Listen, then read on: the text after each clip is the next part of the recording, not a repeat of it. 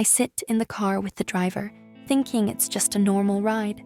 But then, he takes me to his house. He keeps talking, making me feel safe. Until suddenly, he locks me inside a room. My heart pounds as I realize I have no way out. I look around, terrified, wondering what he will do next. But what happens after this will shock you. My name is Emma, and this is the most terrifying day of my life. I live with my family in a quiet neighborhood. Nothing bad ever happens here. But that day, I realized how quickly things can change. A simple plan. It was a Saturday afternoon, and my mom asked me to go to the market to buy some groceries. The market was a little far, so I decided to book a ride. A white car stopped in front of my house. The driver was a young man, around 25 years old. He looked normal, wore clean clothes, and smiled politely. I got in. At first, everything seemed fine. The car moved smoothly, and I looked at my phone, checking my shopping list. Then, the driver started talking. "You look like a kind girl," he said. I smiled politely, but didn't say much. "My mother is very sick," he continued. "We don't have money for her treatment. Life is really hard for me." I felt bad for him. "I'm sorry to hear that," I said. He sighed. "No one helps poor people like us. Do you think I am a bad person?" Something about his tone made me uncomfortable. "I don't know you," I replied. He smiled strangely. "You can know me. We can be friends. You can just see my house.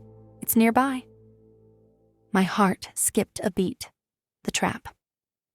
"We are going the wrong way," I said quickly. "Oh, I just need to take a shortcut," he replied. My hands felt cold. I looked outside. The roads were empty now. No shops, no people. I reached for my phone to call someone. The driver suddenly grabbed it. "No need to call anyone," he said, smiling. "We're almost there." My stomach turned. He was lying. I knew I was in trouble.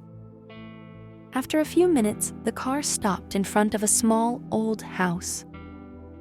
"Just come inside for a minute," he said. "You'll see, I'm not a bad guy." I shook my head. "Number, take me back." His smile disappeared. "Get out of the car." My hands shook as I opened the door. I knew I had no choice. I stepped inside the house. It was empty. No furniture, no sign of his sick mother.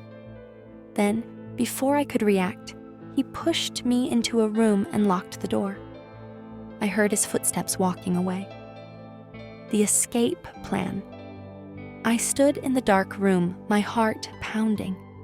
Then I remembered something. My dad had taught me a trick. "When you are in danger, there's always a way out," he had said. "Most locks can be opened with a pin." I reached for my hair. I always kept a small pin to fix my ponytail. I pulled it out, bent it slightly, and pushed it into the lock. Click. The lock opened. I ran. I sprinted through the empty house, reached the front door, and ran out into the street. The driver was still parking his car. He turned and saw me. "Stop," he shouted. I didn't stop. I pulled out my phone and dialed 911. The police arrived within minutes. Justice served. The driver tried to run, but the police caught him. He had kidnapped 2 other girls before me. I was lucky. I had escaped. After that day, I never took safety lightly again. Moral: trust your instincts. If something feels wrong, it probably is. And most importantly, always know how to protect yourself.